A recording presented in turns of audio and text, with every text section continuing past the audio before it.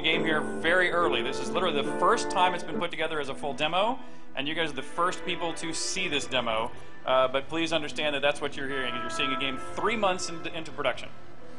And just so people know, one of the things you shoot for early on in a game is trying to set a visual bar for the game, and so.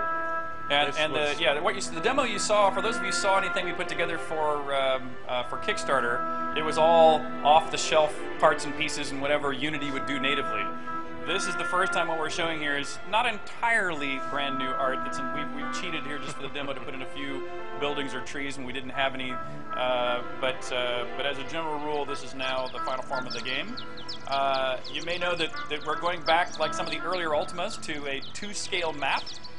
Chris is running around in the outdoor map right now, and I think so you can see the birds and animals running around. There's points of interest that are fixed on the map. There's points of interest that are moving around on the map, like monster creatures and that dragon that just flew by. But let's go ahead and step in right now. I think Chris is going to head into his house and maybe do a little bit of crafting, because a big part of what made Ultima Online, I think, so powerful and unique was that, unlike most every other MMO where people are first and foremost the combatants, it's those non-combat roles that I think really what made UO special and what we're really trying to recapture here. And so, yes, it is. Oh, I was just making sure we're doing 16 by 9. Oh, yeah. So if it looks a little off, it's perspective difference. But here we're out at the top side of this town. He's come in, and we're going to run down and let's see what we see back in the town.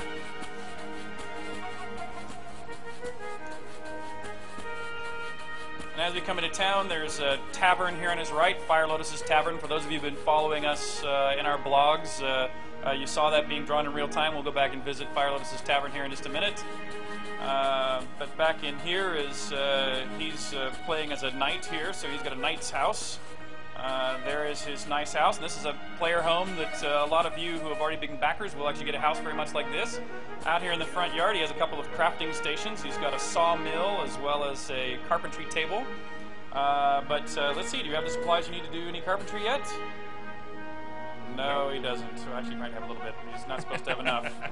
But since he doesn't have what he needs, let's head off. Let's head off to the forest and see if we can get some logs to come back and use on the sawmill. And we're cheating a little bit to teleport out of town, by the way. So normally you would have to exit the town, we think. But here we are back outdoors, and even his movement speeds vary based on terrain. By the way, the roadways are very safe and you move very quickly. Off-roading is a little slower. The wood's a little slower. Like we mentioned, there's both the fixed points of interest, like the town or a dungeon. There's mobile points of interest you saw, like the animals. But also there's random encounters that can just pop up and based on the terrain type. You can go to any of those outdoor tiles you can zoom into and see it at a more detailed level. So that's what he just did here. Is he's just jumped right into this forest area, and he's going to look for a special tree to make is particularly good for making furniture. We named it Francisco. What did we name it the other day? We called it a fireleaf tree, right? Wasn't that what we named it at the office the other day? But along the way, though, he ran into a couple of spiders, it appears. Oh, and while he's there, he can loot the corpse, of course. In this case, he's getting some venom sacks, which you might be able to put to use in a little crafting a little bit later. Those giant pine cones that he's running past there are just showing you that we have physics objects working in the game as well.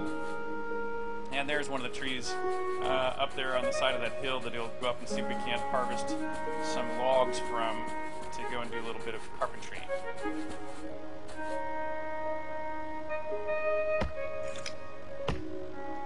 And sure enough, you got a little bit of wood off that tree. If he wants, he can see if he can harvest some more.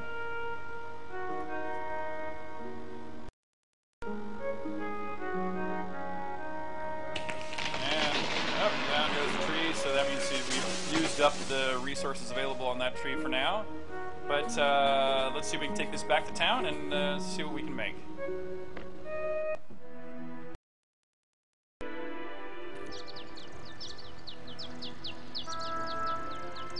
And in terms of the fans getting involved, I just want to point out if you saw the earlier demo and the outside looks different and is controlled different and very different. We had a fan who actually made a video who kind of prototyped Dom John, who actually is one of the space bards who made one of the videos that actually we'll probably show here at the end. But he sent a video prototyping of what he thought would be better, and we actually integrated a good chunk of what he sent us in terms of it behaving more like it does inside the towns and being able to scroll the camera around and move things around.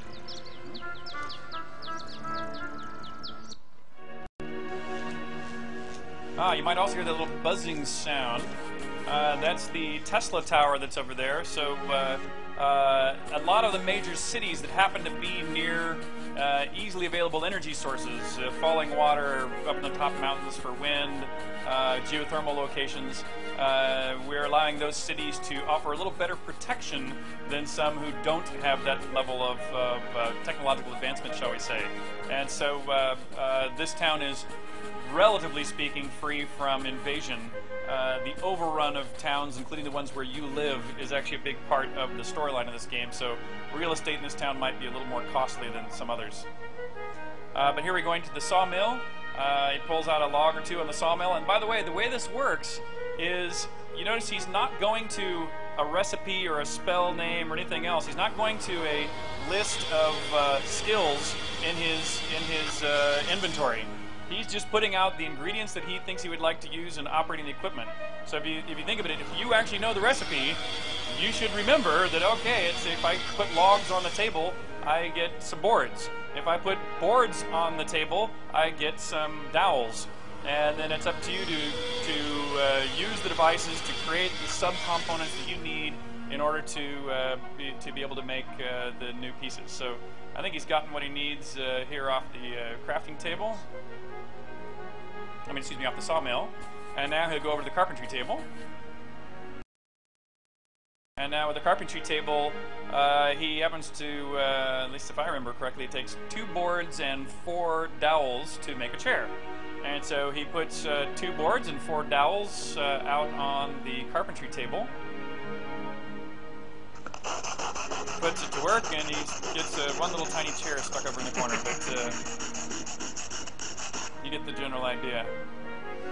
And so now we can take that chair back, and let's go explore his house, and let's see where we want to put down a chair and what the best place to have a sit might be. And by the way, since this is his house, you can redecorate everything you want, anywhere you want, not only within the structure of your house, but within the boundary of your owned property. So your ownership is a lot, and so that way you can put things in the garden and flags or totems or whatever you might want on the inside or the outside. And then as you move things around, I think he's got a chair there in the scene, and so we already have it to where you can redecorate as it is, and he can just in 3D push things around on the floors, the walls, as would be appropriate for item. But let's go back up on the top and just take a look around, and you can see through this town some of the different kinds of houses that people have. And I can see let's see, is there a wizard's tower over there somewhere? There's a wizard's tower. And there's a druid's house around somewhere else in view on one other side. But at least a few of the fun new forms of housing are beginning to go in as well. And here you can put the chair out, wherever strikes his fancy, and go have a seat. I don't know, for people who've played Ultimas, even the earlier Ultimas, sitting in chairs was always like one of the holy grails. It was always hard to do, especially in tile graphics. Man, it was really hard, and so sitting was always a big deal for me. I mean, I know a lot of games do it these days, but you don't know how much I struggled to make sitting work in those early games. Okay, so let's go have a drink. We just did some hard work building the chair. Must be time to go visit the tavern and quench our thirst.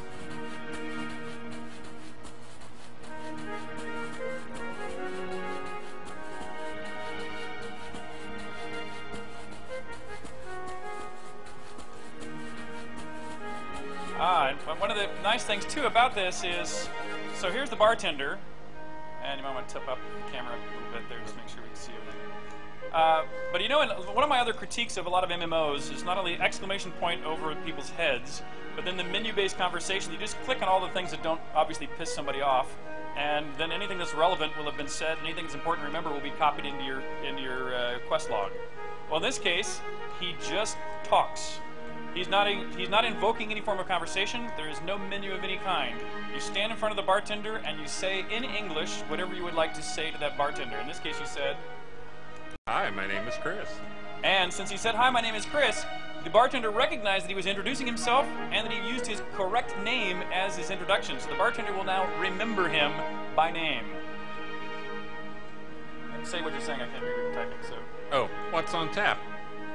And he says, "Hey, we have many varieties of ale and beer." And now Chris says, "I'll have a beer." "Thank you, Star."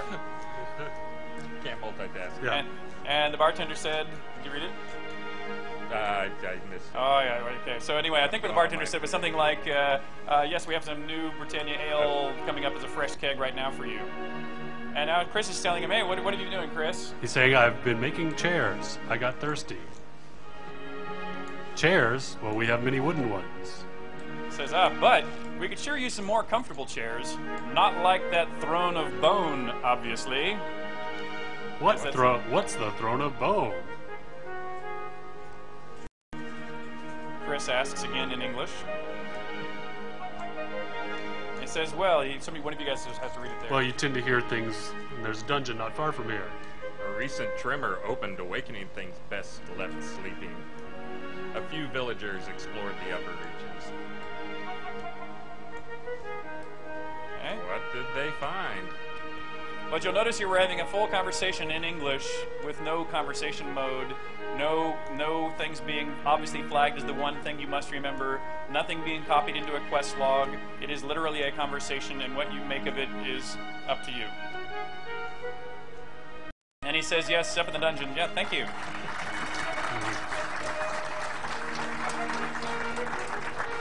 And so now, Said, "Cool story, bro." and so basically the bartender says, "Hey, if you happen to go knock off that old lich, people around here would probably be very thankful." And so basically you've been told you've sort of been sent on a quest, but again, it's up to you. So in this case, let's go see if we can dispatch that lich and find that throne of bone and maybe bring it home and call it our own.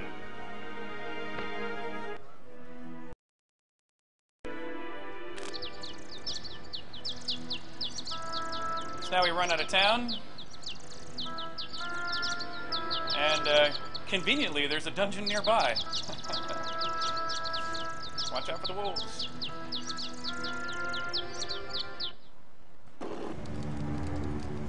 Okay, so now we're in the crypt, and we'll see if we can find our way down into the Lich's lair.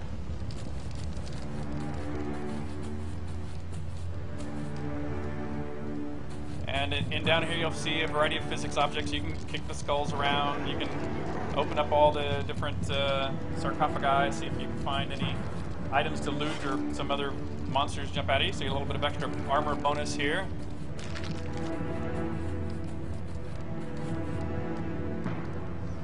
I think it's also worth mentioning the crowd sharing stuff that we're going to be doing, because this dungeon set will probably be one that we're going to share completely. Yes, that's a good point. When we're asking people to share art with us, for which we're anybody's art we use, we're paying them for that art. But we're also doing the reverse, which is we find that when we go look through, for example, at dungeon sets, it's actually pretty hard, even in looking at 3D asset stores, to find really good, complete modular dungeon sets that we think are at the professional level. And so anything that we're having to go build because we can't get it crowdsourced, we're going to put right back into the community. So we're sharing our art back to all of you as a thank you for people also sharing art with us.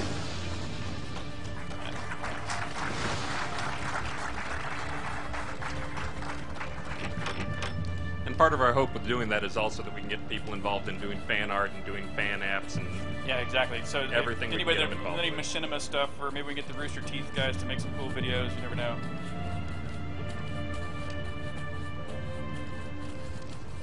Watch out! I'm gonna run by these guys. We're running along here. Yeah, so he's gonna zip through here at a fair clip, but obviously you can see there's plenty of combat. Oh, that was one thing I meant to mention about combat. We actually have this is combat version 1. Stand toe to toe and hit each other till you're dead. That is clearly not the concept we have for combat. Oh, and this is a puzzle that we ought to mention here too, by the way. This is again just an example of the puzzle solving we want to make sure we put into all of the scenarios of the game. This one is a puzzle where he has to turn all of these torches to red from the more sinister blue, and if you go around and you do it in an efficient way, or not. So he's going to try to, each time you touch one of the torches, it turns some of its neighbors to various colors, and we'll see if we can't figure out how to. What you did? You got the door open on the far end of the room, but also he's now being attacked by the guards. But the combat that we're developing, oh, that's another very important thing to point out. Most MMOs, you see a lot of user interface on the screen. And you notice that the majority of this demo, you've seen effectively none. All you've seen at the bottom is usually your hit points and mana bar and an experience point bar underneath that. Now, while he's in combat, you see a little bit of a shortcut bar along there, but nothing in the shortcut bar yet. But that's our whole intention, is that nothing is on the screen unless it is absolutely necessary. We're trying to completely make the game as devoid of UI as possible. And, yeah, thank you.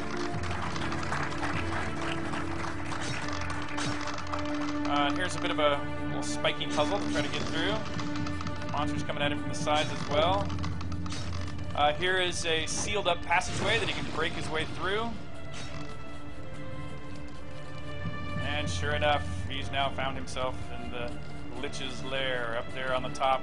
And behind the Lich, you might just be able to see through his smoky essence the throne of bones. And of course, we have we're in the primitive combat era of the game. So the Lich has yet to have his special attacks and special effects and things of that nature. But you at least can kind of see where we're headed. Oh, and the skeletons have followed you in. I have a suspicion you might not win this combat for the first time. Poor Lich.